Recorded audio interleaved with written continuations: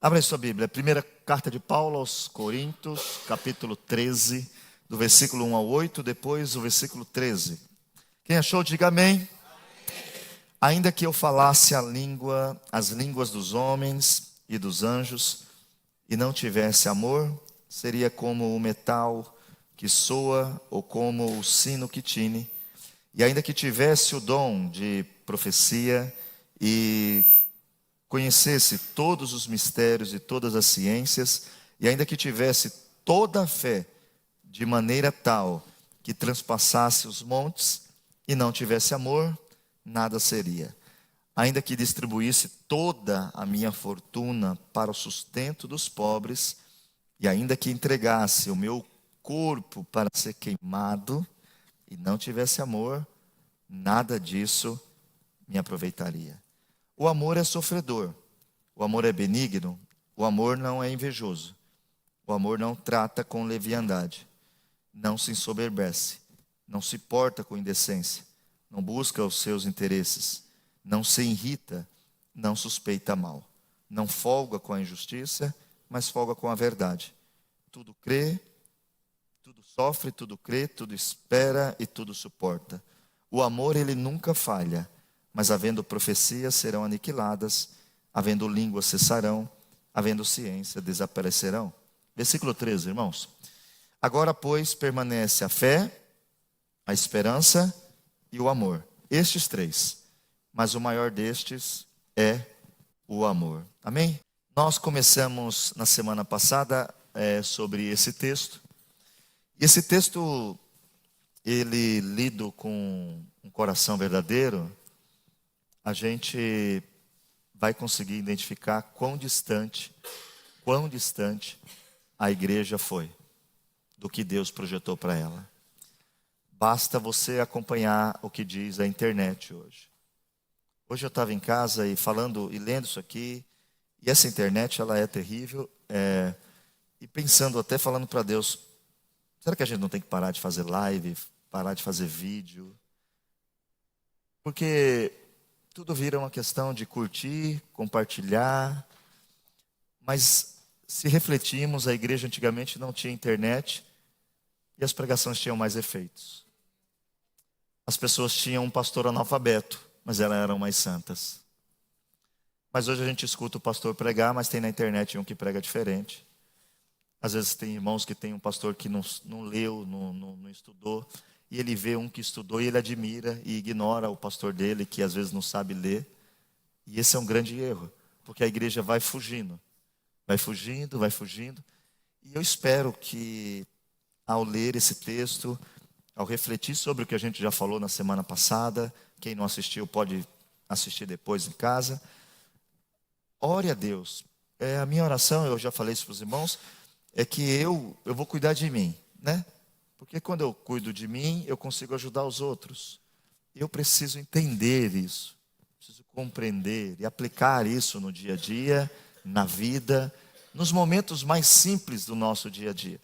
E nós falamos na semana passada um pouco sobre o que significa amor, onde nós falamos de storge, de filéu, de eros, de ágape, os irmãos se lembram.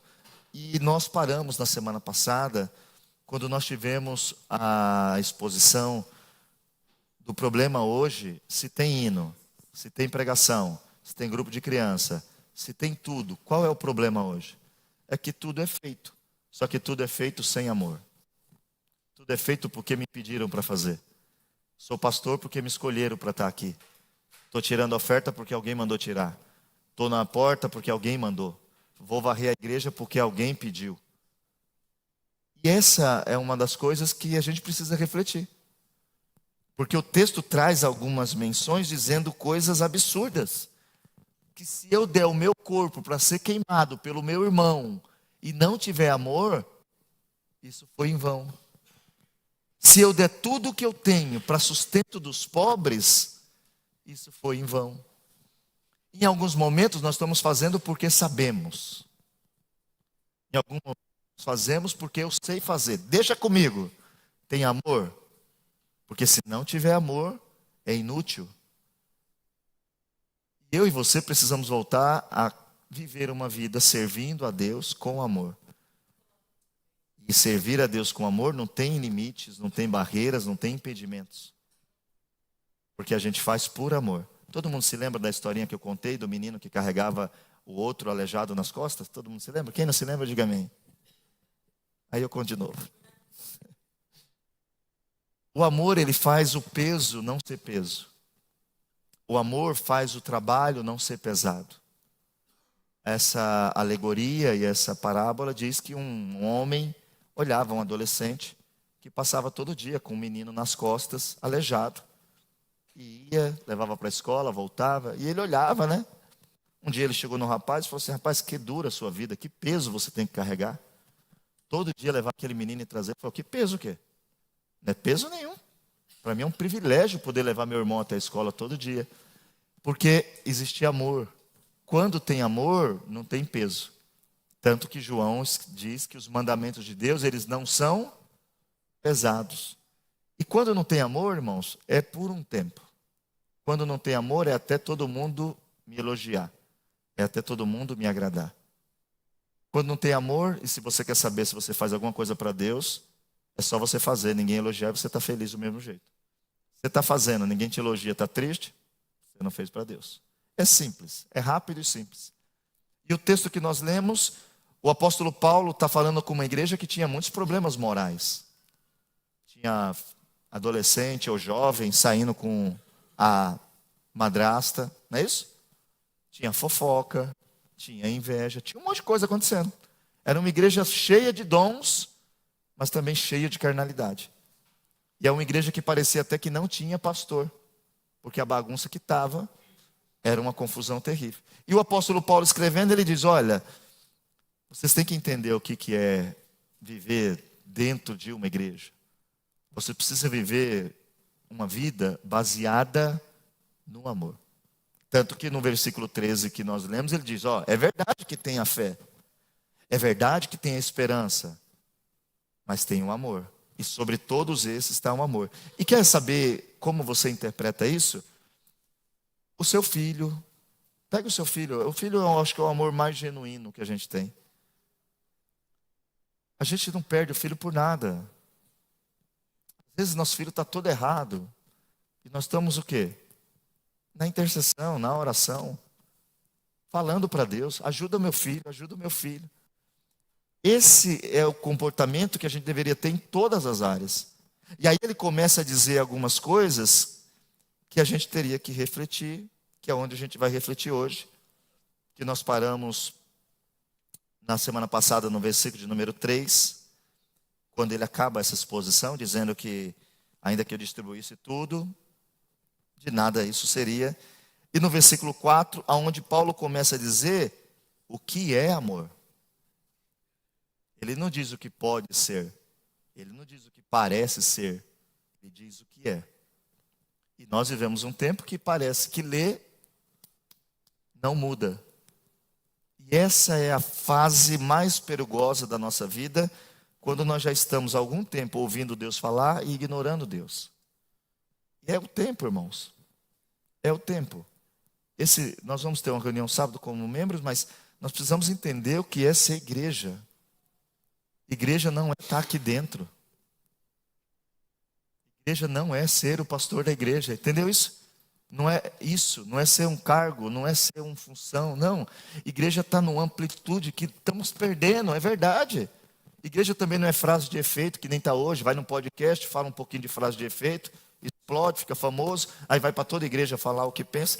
Igreja é muito mais do que a teologia pode explicar.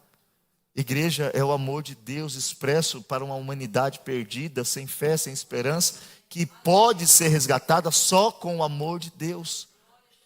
Se eu e você entender que a letra ela é suficiente no sentido de só ler, não é. Porque nós acabamos de ler um texto que diz que o amor é sofredor, que o amor é benigno. Aí alguém pode ler e falar assim: então é um masoquismo? Gosta de sofrer? Porque não se preocupamos. Quantas vezes você lê e fala assim: quem é que gosta de sofrer? Tem alguém aqui que gosta? Não tem ninguém aqui que gosta de sofrer, não. A palavra não quer dizer isso. Só que nós não conhecemos mais palavras. Qualquer dicionário que você pegar, tem lá uma palavra e ela tem uma sequência, não tem? Essa palavra pode ser usada para isso, para isso, para isso, para isso, para isso, para isso, para isso, para isso, para isso. Tem sinônimo, tem antônimo e etc. Mas a gente faltou em algumas aulas na escola. Não tem interesse. Aí passa o olho na Bíblia, lê veloz e acaba não desfrutando do que a Bíblia está dizendo. E aí, o primeiro ponto que ele diz aqui é que o amor, ele é sofredor. E essa palavra, no grego, ela traz a ideia de paciente. Ela traz a ideia que esse sofrer é continuar na sua posição, independentemente do que está acontecendo ao seu redor, na sua vida e com as pessoas. É uma capacidade de absorver afrontas verdadeiras. E aqui a gente não consegue mais. Nós passamos momentos que o que a gente lê, irmãos, não incomoda mais. É claro, está dizendo que eu sou paciente. Eu tenho uma longa perseverança. Paulo diz que o amor, ele persevera. E aí eu volto a falar do filho. Lembra do filho? Quem nunca foi aqui numa cadeia brasileira? Foi na cadeia? Já foi já na cadeia. O que tem de mãe na fila, tudo crente. E não desiste. E quem entrou numa cadeia sabe que é horrível. A revista, para entrar numa cadeia, meu irmão, é horrível. É humilhante. Você nunca entraria numa cadeia se você não amasse quem está lá dentro. Você não entra. Você pode ir sem saber. Vai lá as irmãs um dia fazer a visita. Quando chega lá na revista, você fala, não volto mais aqui não. Eu não volto mais aqui não. Fica peladão. Primeira coisa é ficar peladão. Aí chega uma pessoa de luva e te vasculha todinho. Mas as mães, mulheres de 49, 60, 70, velhinhas, entram naquele processo. São maltratadas por amar um ladrão. Mas elas amam. Então elas continuam dizendo, eu continuo na minha posição. E aí eu queria que você abrisse sua Bíblia comigo. Porque ser sofredor, ser paciente, é você ter a capacidade de sofrer as afrontas verdadeiras de uma forma diferente. Mateus capítulo 18, versículo 26. A palavra de Deus, Jesus falando uma parábola. Abra aí Mateus capítulo de número 18. Jesus está trazendo uma palavra sobre um credor incompassível. E o texto diz, no versículo 26, que a pessoa vai ter uma atitude, dizendo, então, aquele servo prostrando-se, o reverenciava, dizendo, Senhor, seja generoso para comigo e tudo eu te pagarei. Quando você vai no versículo de número 29, esse mesmo servo que falou, ele está ouvindo agora. E ele ouve o seguinte, então o seu companheiro, prostrando-se a seus pés, rogava-lhe dizendo, seja generoso para comigo e tudo eu te pagarei.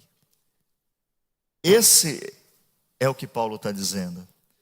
O amor, ele é tardio em vingar-se. O amor, ele trata o outro como ele deseja ser tratado. E nós temos vivido um tempo que os cristãos não sabem mais o que é isso, irmãos. E aqui vale uma observação, porque está uma frescura na vida cristã, que a gente para de servir a Deus porque está triste. Eu não posso parar de cultuar porque eu estou triste. Eu não posso parar de ler Bíblia porque eu estou triste, porque viver com Cristo não é um sentimento, é a razão da minha vida. E o diabo vai invertendo e a gente não sabe mais o que é servir a Deus. E nós vamos ficando vítimas. Por quê? Isso infiltra na nossa cabeça. A gente começa a achar que temos alguns direitos. Mas Paulo fala, olha, o amor, ele é paciente. Paciente. Ele espera. Ele não muda o seu comportamento. Ele permanece. Aí hoje você vai por fora, você vai ver tanta gente que vai dizer o seguinte: eu não estou desviado, mas eu não consigo ir na igreja. Quando já ouviu isso? Eu não estou desviado, mas eu não consigo ir na igreja. Eu não estou desviado, mas eu não estou indo na igreja. Meu irmão, você está fazendo o quê? Não, eu estou num momento difícil. Deus entende, mas qual é a minha e a sua função? O amor, ele tem que fazer você perseverar conforme a nossa vida com Deus e não a minha vida com você. Você pode ofender, você pode judiar, mas eu tenho algo que é maior, um amor que vem de Deus. E esse amor tem que fazer eu ser perseverante. Tem que me fazer continuar.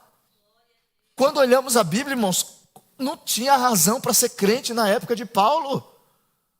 Paulo estava matando. Era só dizer o seguinte: se aqui começam a matar a gente, eu venho aqui, a gente faz um combinado, irmãos. Basta dizer que não é crente.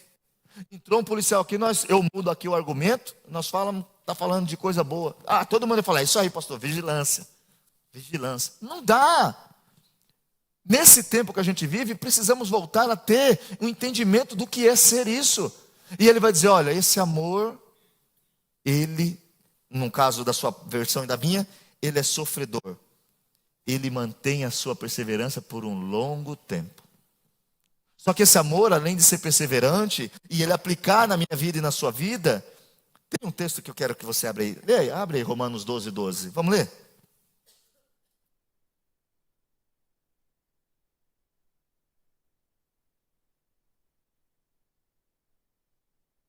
Alegrai-vos na esperança. Sede pacientes na tribulação. Alguém já passou por uma tribulação? Assim, física, vamos passar, atenção a todos os passageiros, atar os cintos. Nós vamos passar agora por uma turbulência ou tribulação, que é a mesma coisa. O que acontece? Chacoalha tudo, não é? Você vai ter sua vida chacoalhada aí. Mas ele diz o quê? Quando tiver tudo chacoalhando, tenha paciência. O que é isso? Permanece orando, permanece louvando, permanece congregando, permanece servindo, permanece acreditando, permanece. Mas hoje nós somos chacoalhados e paramos. Mas o amor, ele é persistente. Só que aí Paulo continua dizendo que, escute uma coisa, isso aqui não é uma possibilidade, é uma realidade do amor. E ele vai dizer outra coisa, dizendo o seguinte: o amor também, além de ser sofredor, ele é benigno, que seria bondade. Isso aqui não é falar de coisa boa, é agir. Foi que nem, vou usar o exemplo da assistência social. A gente ouviu uma mensagem. A bondade não faz você ver e orar só, faz você pôr a mão no bolso e dar. Esse texto aqui diz que é uma ativação da ação. E aí quando você vai ver o que Paulo vai dizer sobre o Espírito Santo, em Gálatas 5:22, estamos falando de amor, que é um amor que nasce, literalmente, da presença do Espírito Santo em mim. Se eu não tenho amor, se eu não tenho o Espírito Santo, irmãos, eu vou ter sentimento, o sentimento só.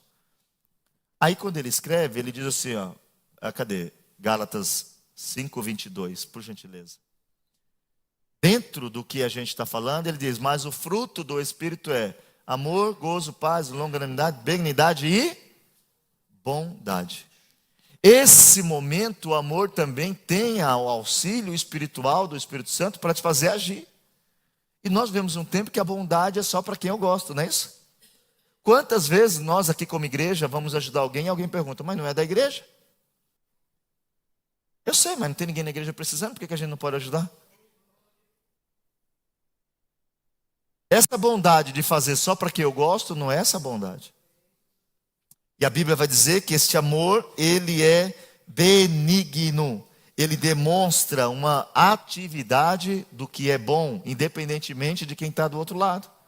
E a gente tem que ver se a gente tem essa responsabilidade de ajudar a quem precisa e não a quem merece. Até o diabo ajuda quem ele gosta. Tanto que você está aí cheio de gente dizendo que fez pacto com o diabo. A gente não gosta de acreditar, mas eles falam eles dizem, e às vezes a gente não acredita. Aí você continue comigo, por gentileza. Abra sua Bíblia comigo em Efésios, capítulo de número 4. Eu quero ler do 29 ao 32. Vamos ler?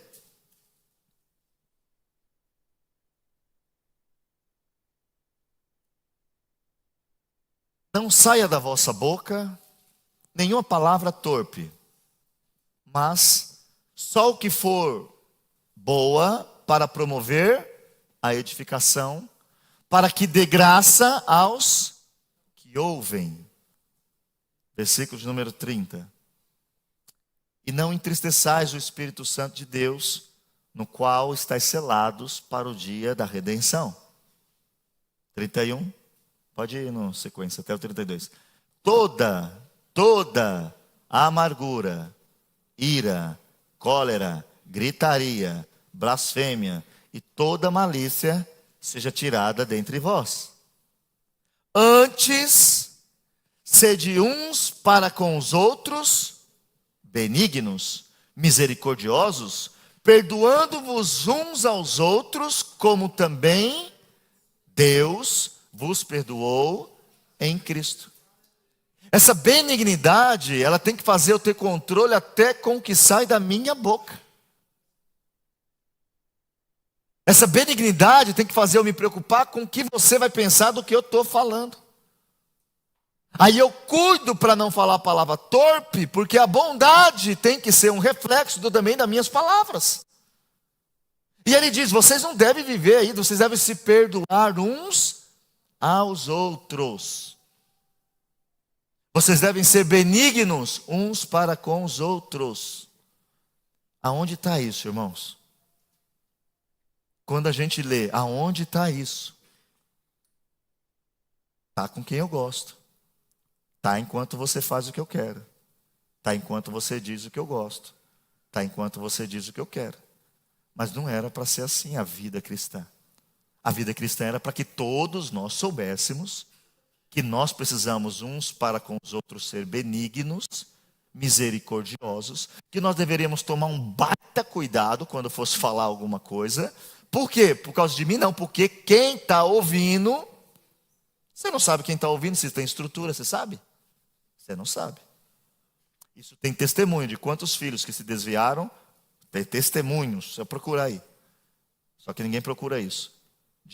Se desviaram porque dizem que quando os pais chegavam em casa, os pais viviam só falando mal de quem estava na igreja. Falavam mal de tudo. Você viu o cabelo da irmã? Você viu a saia? Você viu como cantou? Você viu como sentou? Você viu aquilo? Você viu aquilo? E o adolescente só ouvindo. Quando cresceu, disse, é tudo uma hipocrisia. A bondade, ela tem que ser algo ativo. Ativo. Não adianta ficar falando, tem que agir. E a Bíblia diz que o amor, ele é benigno. E aí traz um outro texto, Paulo dizendo que ele também, olha o que ele vai dizer agora.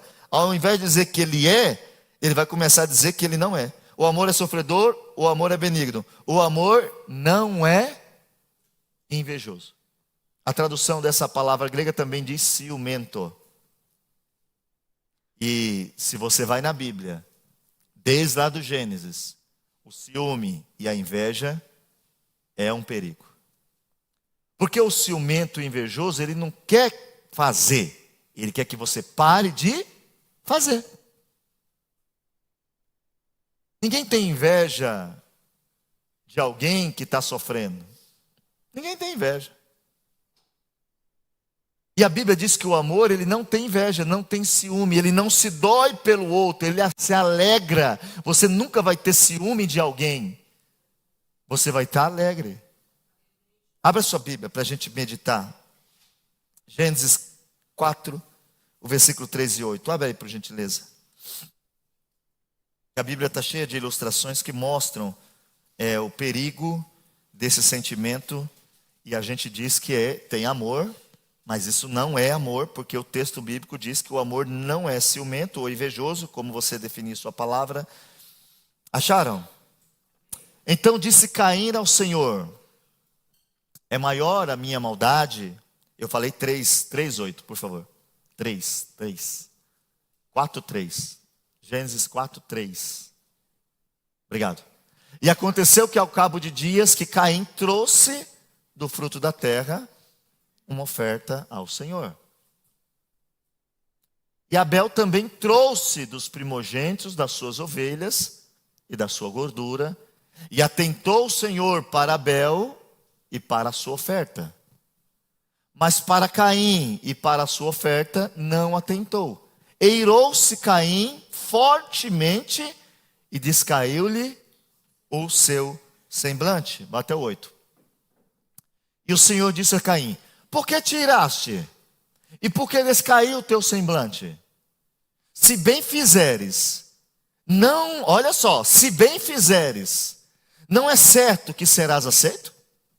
E se não fizeres bem, o pecado jaz à porta, e sobre ti será o teu desejo, mas sobre ele deves dominar. Olha o 5. E falou Caim com seu irmão Abel, e sucedeu que, estando no campo, se levantou Caim contra o seu irmão e o matou. Essa é uma das coisas que a gente vê todo dia. Você não vê na fase, nós estamos falando de coisas espirituais. Alguém que viu alguém que ofereceu com amor e alguém que ofereceu por obrigação. Aí o que oferece por obrigação fala: para que ir todo culto? O que oferece por obrigação fala: para que ficar depois do culto para limpar a igreja? O que oferece sem amor, ele faz tantas perguntas e o outro está tranquilo, falando: não, mas deixa eu fazer. Mas ele não quer, porque ele quer que todos que fazem por amor parem de fazer. Porque quem faz por amor incomoda quem faz por obrigação. Só que a Bíblia diz que o amor, ele não é ciumento, ele não é invejoso. E nós vivemos um tempo que o mundo está assim. É pastor fazendo igreja para mostrar para o outro pastor que o trabalho dele é melhor. É pregador pregando, tem aí o prêmio, não teve? Quem é o melhor pregador? Eu não sei. Depois pesquisa aí o nome para mim aí. Pesquisa aí para mim, por favor, vocês que são o melhor pregador de 2024. Ele ganhou um troféu. Troféu. Teve uma festa glamurosa. Todo mundo na beca. Vivemos esse tempo. E a Bíblia diz que Deus, Ele traz para nós algo melhor. Algo que não tem inveja. Caim vai morrer pelo fato de fazer com amor. Caim não se sentia obrigado a levar a oferta. Caim foi levar a oferta. Caim não, Abel. Abel vai levar a oferta com amor. Mas Caim levava por obrigação. Aí Caim vai falar o seguinte: eu vou tirar o ponto de referência para Deus dizer que a minha é obrigação. Eu vou matar Abel. Matando Abel, acabou a referência. O diabo quer acabar com as referências de amor. E a gente aceita os papos do diabo e começa todo mundo a fazer por obrigação.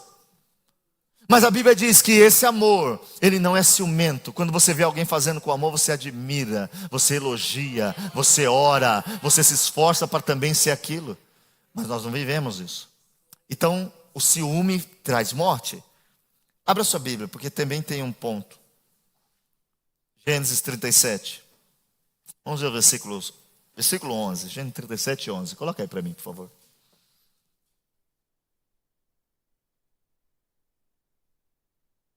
Seus irmãos, pois, o invejavam. Seu pai, porém, guardava esse negócio no seu coração. Todo mundo sabe de quem nós estamos falando, né? José. José vivia a sua vida olhando a situação, sendo amado pelas atitudes. Tem gente que quer ser amada sem ter atitude. Não vai ser amado. Só que aí ele tem raiva daquele que está sendo amado pelas atitudes. E o que aconteceu com a inveja? O que faz? Irmãos, e pare e ore, porque quando você estiver rodeado desse sentimento, você fala o que não deve, você faz o que não deve, você pratica atos que não deve. Os irmãos são motivados pela inveja, pelo ciúme que tinham de José. Ao invés de dizer assim, ó, nós vamos agora ser melhores, nós vamos parar de enrolar, nós vamos parar de enganar, nós vamos honrar o pai, nós vamos honrar a mãe, para o pai nos amar também. Não, vamos matar a referência que leva o nosso pai a amar. E vivemos esse tempo. Tanta gente parou, porque quando estava fazendo bem feito, alguém começou lá, ó. E a palavra bíblica diz que a má conversa vai tirando. Quer continuar tendo uma conversa? Continue, mas ela vai fazer você parar de fazer o que é bom, agradável aos olhos do Senhor. José amava servir seu pai. Os irmãos serviam o pai por obrigação. E hoje nós temos uma classe de crentes que são crentes por obrigação. Alguns fazem com medo de Deus. Tem gente que dá dízimo com medo de Deus. Se eu não der, o devorador chega. Tem gente que serve por costume, mas ainda tem gente que serve por amor. E é esses que nós temos que orar para que Deus abençoe, para que eles não possam ser vítimas dos invejosos. E você tem que buscar, porque o diabo está tentando destruir quem vive por amor. Abra sua Bíblia, por gentileza. Atos dos Apóstolos, capítulo número 5, versículos 17 e 18, vamos ler? Levantando-se o sumo sacerdote e todos os que estavam com ele, e eram eles da seita dos saduceus, encheram-se de inveja e lançaram mão dos apóstolos e o puseram na prisão pública. A ideia aqui não era que os apóstolos estavam pregando. A raiva era o seguinte: porque quando eles pregam, todo mundo quer ouvir, e quando eu prego, ninguém quer ouvir. Eu vou calar eles. Perceba que Deus está falando. O amor não é assim. O amor da igreja é o seguinte: não importa quem está falando, eu estou orando para que Deus use ele. Não importa quem está cantando, eu vou orar para que Deus use ele. Não importa qual é a placa da igreja, eu vou orar para que ali pregue a verdade. Mas o tempo está matando a nossa vida cristã com regras e regulamentos. Não que não tenha que ter, entenda. Só que tudo, se não for feito com amor. Nós temos aqui a irmã Débora e o Daniel, que estão com o bebê em casa, que acorda de madrugada. Não sei se acorda toda noite, mas acorda. E fica lá acordado. Se fosse filho dos outros, eles falaram: não dá para ficar aqui em casa mais não. Por quê? Fica a noite toda acordada. Leva para o pai e para a mãe. Porque o pai e a mãe, além de ter a obrigação, tem amor. E quando eles acordam de madrugada, ele não espanca ela, não. Fica assim, ó. Ou não é? Nós temos que voltar, irmãos, a viver uma vida entre irmãos com amor. Olhar um para os outros com amor. Porque o amor, ele não é ciumento, ele não é invejoso. E quando você é atraído por esse sentimento diabólico, ele pega em você, você fica com raiva de quem não tinha que estar com raiva. Você mata seu irmão. Ora a Deus aí, porque veja que a inveja faz até quem prega a verdade para a cadeia. Eles prenderam não porque estava pregando, mas porque tinham inveja que só queriam ouvir deles. Abra sua Bíblia aí também, Atos capítulo 13, vamos ler do 45 ao 50.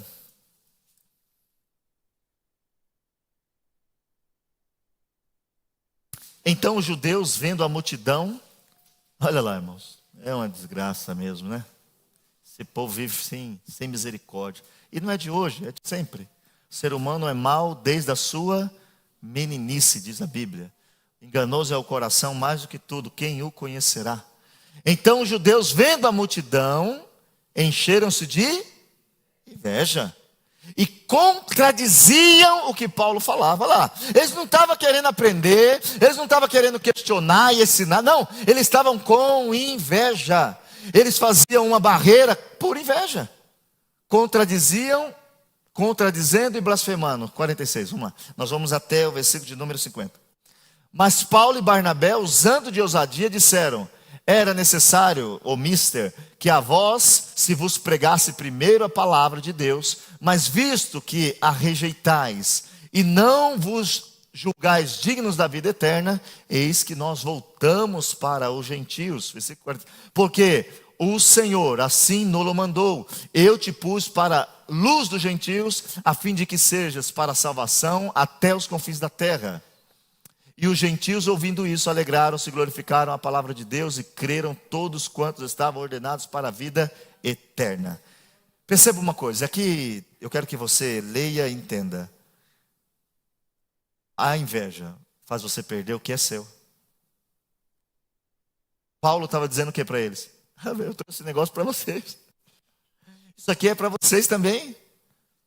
Mas eles queriam a eminência. Eles queriam ser os agentes daquilo.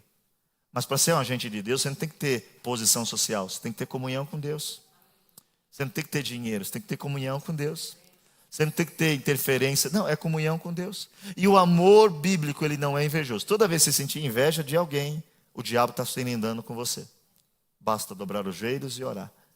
Basta pedir a Deus ajuda. E se lembre que tudo isso aqui está disponível para nós. E nós muitas vezes temos feito vista grossa. Aí Paulo continua dizendo que o amor, ele não trata...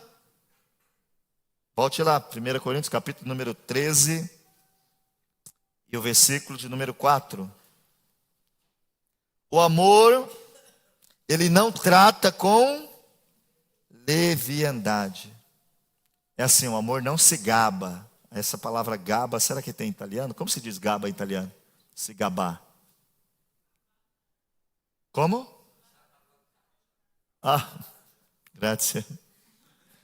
Grazie. Bem. Eu não tinha visto que estava ali. Obrigado, irmãos. Então, Paulo, ele está usando um verbo aqui no grego que é aquelas pessoas que sempre contam vantagem de si mesmo. Elas sempre estão à frente. Elas estão sempre um passo à frente. O carro dela é melhor. A rua que ela mora é melhor. O que ela comprou é melhor, o que ela faz é melhor. Ela tem uma ideia. E aí a Bíblia diz que o amor, ele não trata com leviandade. Ele não faz isso. Por mais que ele seja o melhor, ele não se impõe como o melhor. Abra sua Bíblia aí, por gentileza.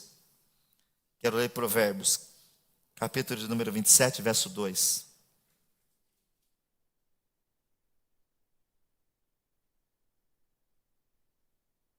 Acharam? Que um outro te louve, e não a tua própria boca, o estranho, e não os teus lábios. Olha o que Salomão está ensinando. Se você for bom mesmo, fique quieto, vai todo mundo falar. Se você sabe mesmo, fique tranquilo. Todo mundo vai falar, mas que não seja os teus lábios a falar. Porque quando você faz isso, você desmerece outras pessoas.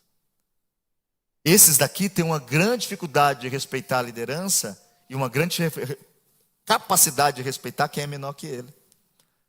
Porque ele sempre acha que é melhor que a liderança e ele sempre acha que é maior do que aquele que está embaixo dele. São pessoas que têm muita dificuldade. Ele sempre tem um ponto de vista mais especial. E aí a gente tem que orar, porque diz que o amor, ele não trata com leviandade. E vamos ler um texto também de Tiago 4,16. Eu não sei se aí tem a versão da NVI, mas depois eu quero ler um texto, eu vou ler na NVI porque ela ela traduziu melhor, no sentido do original. Mas agora vos gloriais em vossas presunções. Toda glória, tal como esta, é o quê? Maligna. Oremos para que isso não tenha no nosso coração. Oremos para que não sejamos assim. Pessoas que estão realmente andando, pisando em nuvens, achando que estão com a corda toda. Aí, Paulo escrevendo aos Romanos, ele diz uma coisa que eu gosto, e eu gosto da versão NVI, porque dentro do grego, ela se parece mais, que é Romanos 12:3.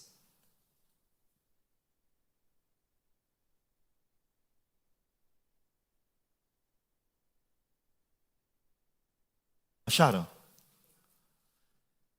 Vamos ver como que diz ali. Eu vou ler essa daqui, depois eu leio a NVI. Por isso, pela graça que me foi dada, digo a todos vocês, não pensem, olha o que ele está dizendo aqui, não pensem de vocês mesmos além do que devem pensar, mas pensem moderadamente, segundo a medida da fé que Deus deu a cada um. Aí a NVI diz assim, ó: pois pela graça de Deus que me foi dada, está quase igual, mas tem uma parte aqui, a todos vocês, ninguém tenha de si mesmo um conceito mais elevado do que tem. Ele está dizendo o seguinte: se você só fez a quarta série, se coloca como quem fez a quarta série. Se você não está entendendo, se coloca na posição que você não está entendendo. Quantas pessoas você fala, entendeu? Lógico que entendi. Entendeu nada. Só que ela precisa se colocar naquela posição de entendimento. Quantas pessoas dizem, já viu? Já vi. Já ouviu falar? Já vi. Uma vez eu peguei uma pessoa e falou assim, fulano de tal, mencionei um escritor, falou, conhece? Falou, conheço. Falou, qual o livro dele que você leu?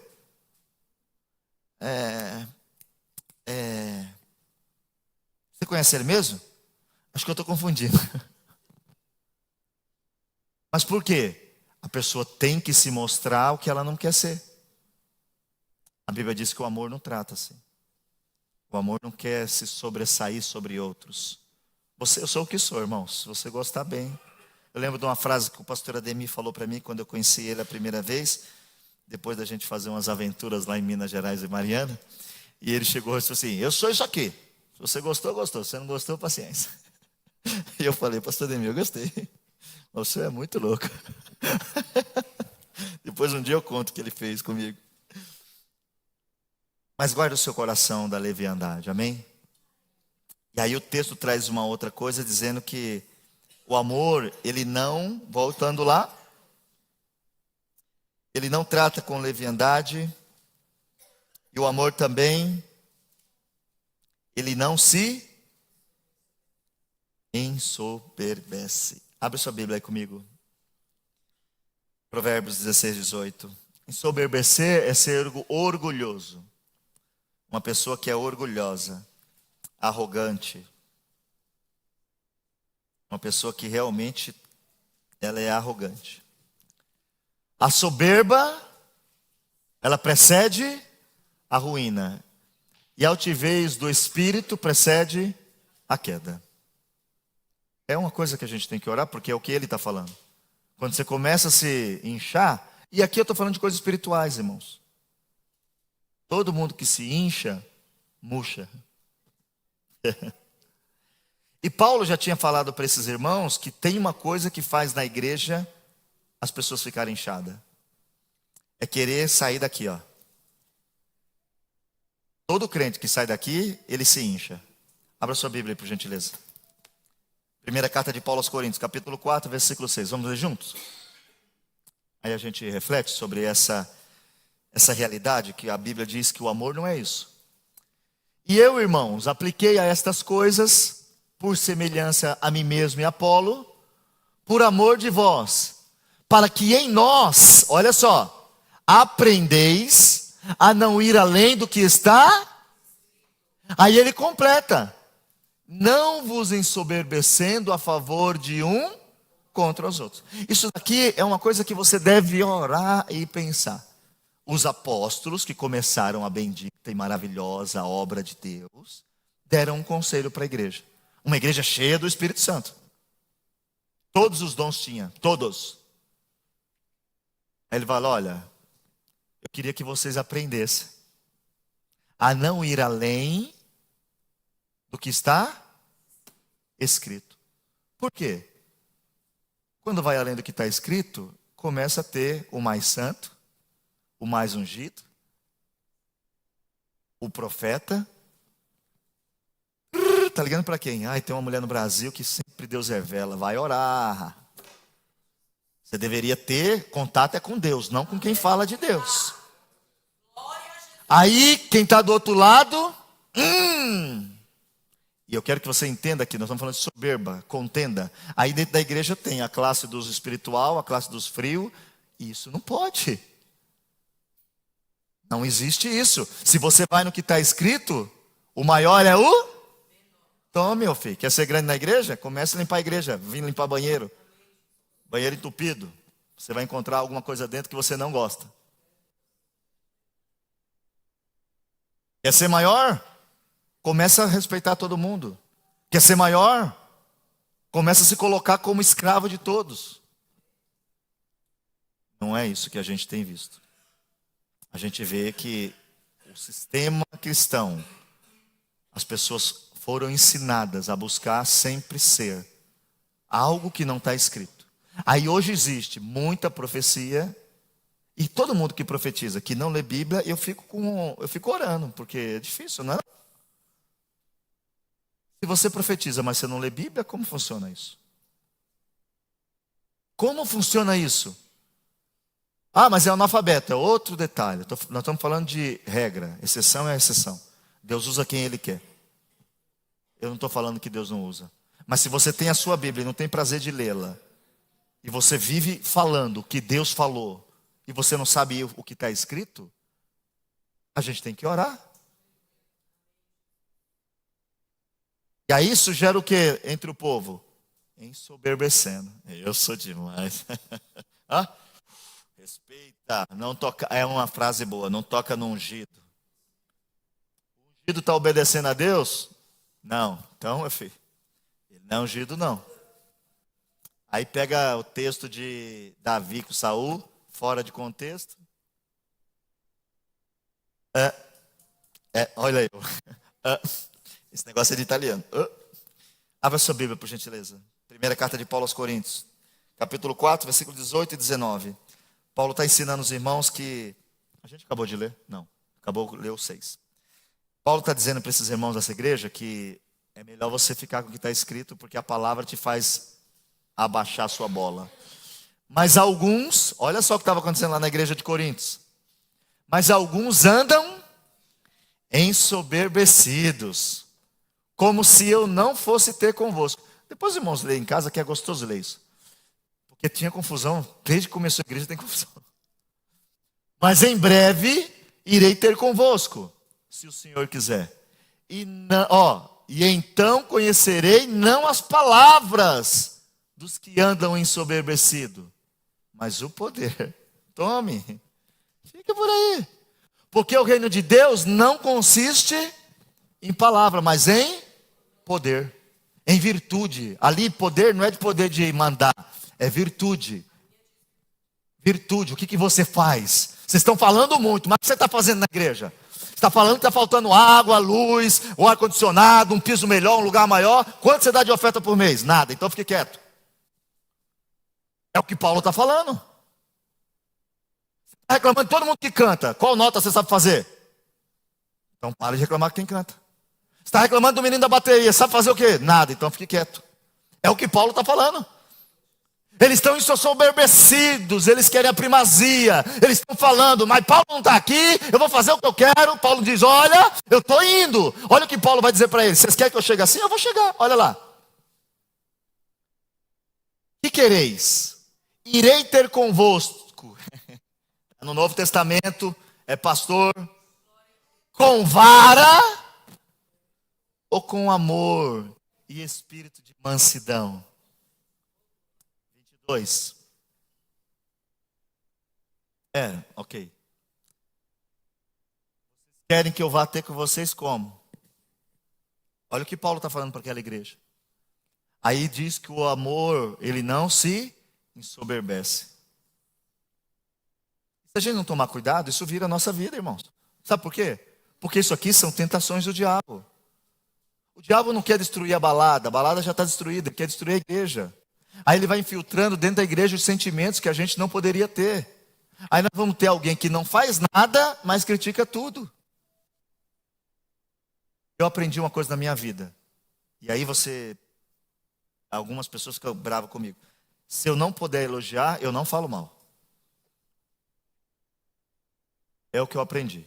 Às vezes tem que dar vontade de falar mal, porque mal às vezes tem a lista grande. Mas eu sempre me lembro disso e falo, não, você não pode elogiar.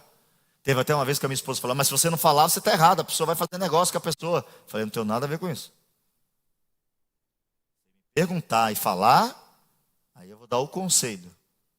Busque conhecer quem é a pessoa. Nós precisamos ser cristãos, irmãos. E esses negócios que a gente está lendo, perceba, todo lugar teve. Olha o que Paulo está falando. Tem uns aí que se estão, todo. Ore ao Senhor, reflita, porque esse orgulho não vem de Deus. 1 Coríntios 8:1, vamos ler? A soberba faz uma coisa, mas o amor faz outra. Olha lá. Primeira carta de Paulo aos Coríntios, capítulo 8, verso 1.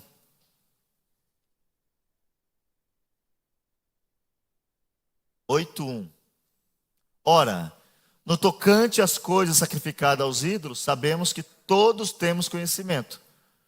O conhecimento, mas o amor edifica. Cantor saiu daqui que nem um pombo. É conhecimento. Cantou, edificou. Opa, amor. Quem canta por amor edifica. Quem canta porque sabe, incha. Quem prega por amor edifica.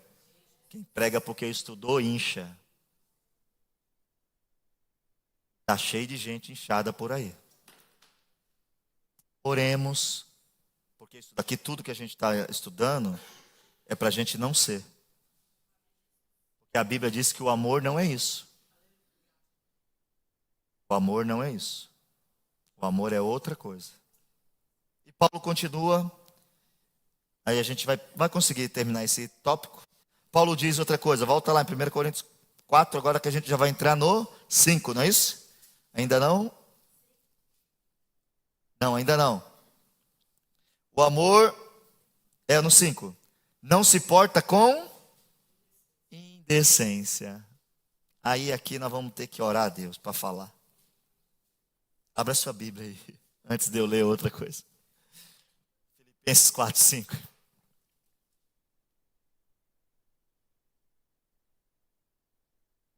Acharam?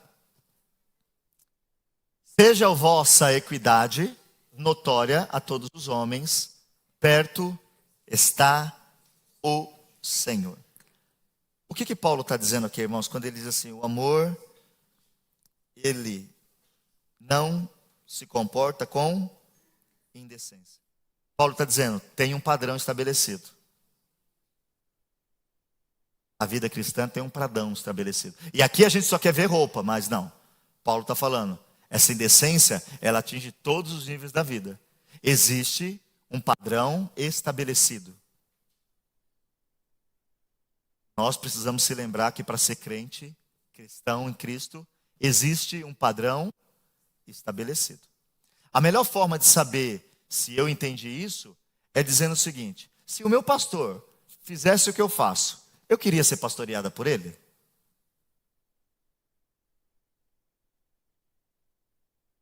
Você responder não, ore a Deus, porque você não deveria estar sendo como você está, porque Deus tem algo melhor para você. E aí, essa parte da indecência é um comportamento inapropriado em qualquer situação. Qualquer situação, existe um padrão para nós. Abra sua Bíblia, por gentileza. Tem um texto que é bom, e a gente pode ler ele com alegria, que é Provérbios capítulo 7, verso 10, vamos ler?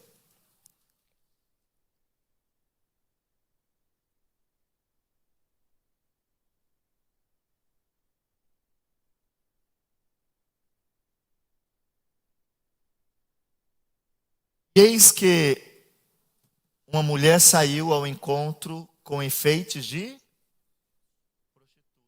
e astúcia no seu coração. Tem... Tá bom. Ok. Ali tem uma versão que diz com roupas de prostituta. A Bíblia vai ser bem clara, irmãos, quando diz dessa questão de roupa. Mas uma pessoa que tem amor, eu não sei, e aí eu vou falar do que eu vivi, ok? Por muitos anos, eu fui ensinado que usar bermuda era pecado. Não me falaram que era doutrina, falaram que era pecado. Eu consigo usar bermuda hoje? Não consigo. Saí uma vez e encontrei o irmão na rua. Eu falei, meu Deus. Aqui, no líder. Entrei no líder de bermuda. Pastor! Olha eu. Já fiquei com vergonha, mas a pessoa nem ligou. Mas eu aprendi aquilo. E quando eu aprendi, Eu não uso porque tem alguém ainda que se escandaliza. O amor te faz deixar o seu direito para que o outro não tropece no que você faz. Vou dar um exemplo para que vocês entendam. Algumas pessoas sempre me pedem para que a gente tire isso aqui, né? Tem alguns irmãos que falam: ô pastor, vamos parar de usar terno, porque tem gente que não vem aqui, eu escuto às vezes, porque é assembleia, aí vê o senhor de terno e gravata, aí acha que tem que pôr terno e gravata. E eu sempre digo o seguinte: olha, quem não quiser usar, não precisa. Se for o obreiro, ele sabe como funciona. No dia de pregar é que nem no dia de casamento. Vai pregar? Você vai como para o casamento? De bermuda? Não, seu menino. Você põe o terno e gravata. Você odeia, mas no dia do casamento, você coloca. Por causa do noivo. Quando você tiver que dar uma palavra ali no domingo, você vem de terno e gravata, irmão. Tá bom? Combinado? Se não tiver problema para usar, não tem problema. Aí o que eu digo para os irmãos, qual que é o entendimento? Eu de terno e gravata incomoda alguém? Não. Só a gente fala, mas não incomoda. Eu aqui hoje, de polo, calça jeans e tênisinho, alguns iam falar o quê? Desviou. Ah, já começou a inventar moda. Ou não ia? Seja sincero. Em vez em quando eu venho nos cultos da semana aqui meio esquisito, alguém fala: olha, tá moderno. E agora ganhando presente moderno, eu tenho que ficar meio moderno. Eu estou querendo dizer para os irmãos é o seguinte: quem ama, ele olha além do que ele quer fazer. E aí ele nunca vai ser indecente. Ele vai olhar, a mulher que tem essa vida, ela vai olhar a roupa e vai falar: não, se eu for assim, aquele irmão solteiro quando me olhar, se eu for assim, aquela irmã solteira quando me olhar. O pecado, ele está mais profundo. Quem está em pecado vai ver uma mulher de burca e tira a burca. Ou não é? Porque é no olho. Mas a gente se comporta, e aí a gente pega a sua roupa, mas é tudo palavras indecentes, brincadeiras indecentes, argumentos indecentes. E a gente não pode ter isso. Existe um padrão estabelecido. Você, não sei se você já viu, excelentíssimo presidente, eu quero me referir assim, não é assim? Na câmera dos... Né? O cara está lá roubando, o outro está com raiva dele, mas quando ele vai falar, ele fala o quê? Senhor presidente, eu preciso expor a senhoria, a excelência. Não é isso que a gente estuda na escola? O formal é um padrão formal. Você não pode chegar em casa e o meu filho falar: excelentíssimo papai, eu quero nesse momento. Não, é informal.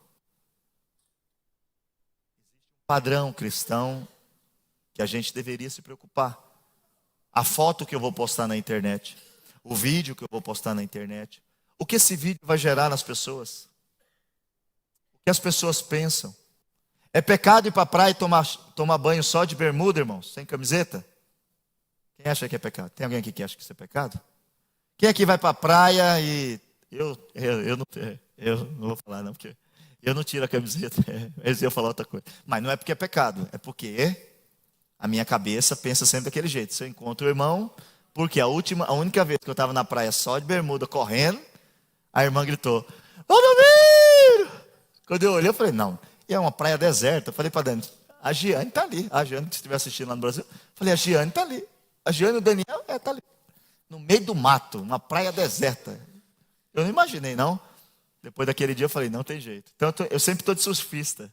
Vocês vão lá, estou pensando em comprar uma prancha, pelo menos assim os outros falam: é surfista.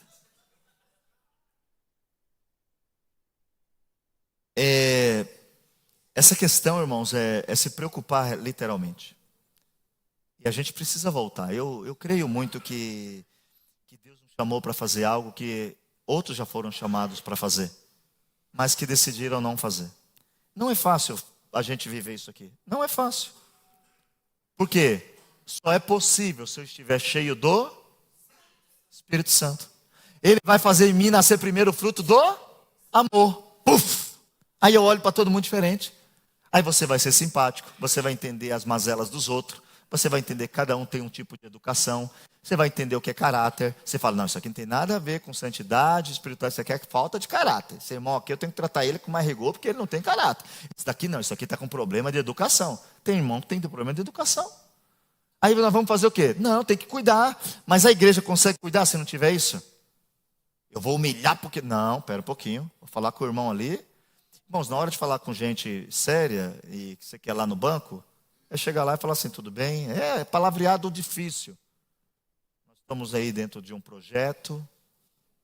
Nem é projeto, a gente fala, é um projeto. Significa que tem começo, meio e fim.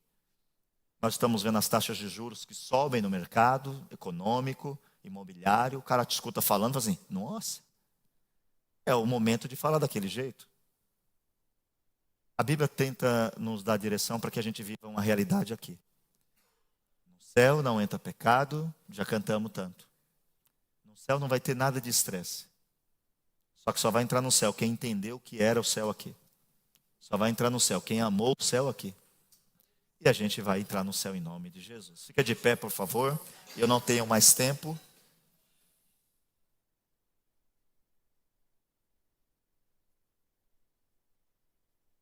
O conselho de Jesus fica válido, né? Tiago 2,8, como é que diz? Tiago 2,8 diz o conselho de Jesus. Coloca aí Tiago 2,8 para a gente terminar. Meus irmãos, 2,8. Todavia, se cumprirdes conforme a Escritura, a lei real. É muito bom ler Bíblia, né? Amarás o teu próximo como a ti mesmo. Bem fazeis. Reflita, ore a Deus. Ore para o seu irmão aí que está aí. Ame ele. Ore por ele. Se ele está um pouquinho fora da curva, vai até ele, dá um abraço nele e fala, estou orando por você. Tem gente que não adianta mais falar, só orar. A Bíblia diz que depois de 3 vezes que você falou com uma pessoa, não é isso? Fale uma, fale 2 e fale 3. Depois da terceira, considere ela um gentil. Mas não tenha ela como seu inimigo, mas tenha ela como seu irmão. O que ele está ensinando? Já falei, vou pegar quem? Giovanni. Já falei 3 vezes para o Giovanni uma coisa. O Giovanni está fazendo finta di niente, como diz o italiano. O que é que eu faço? Não falo mais. Mas eu não vou espalhar nada. Eu vou amar o Giovanni, vou orar pelo Giovanni, tratar ele como irmão. Quando ele vier até mim, eu recebo e eu ajudo. Mas nós temos que orar a Deus, porque se nós não temos entendido a palavra, vai ficando difícil. E a Bíblia diz que o diabo quer tirar de nós o entendimento da... Nós não temos que ir além do que está... Cuidado com a profetada e os profetudos por aí. Vamos orar?